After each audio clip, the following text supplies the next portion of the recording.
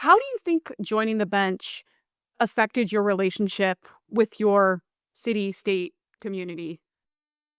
It enriched it in ways that I can hardly describe to you. Mm, Going all the way back, before I went to law school, even before I went to college, I think it was part of the way I was raised in my family and in my community, in my church, and in my schools.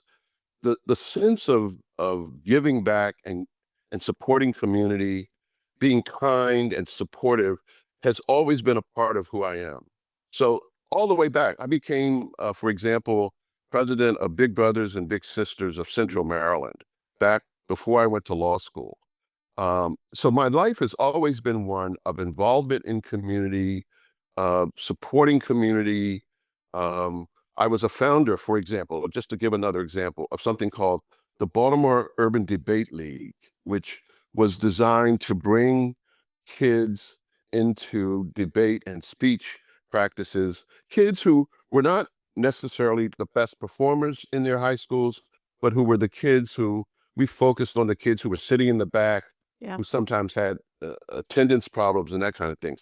So when I became a judge, it just gave me a wider platform, uh, a platform to go to community associations and other organizations that want to hear from public officials about the community, about subject matter that people need to be educated about.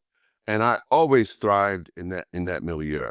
And so I spent a lot of time after my court day was over in schools, in community organizations, in nonprofits, doing what I could to educate people about the law. Civic education is so important in our democracy. And so I've always been committed to that.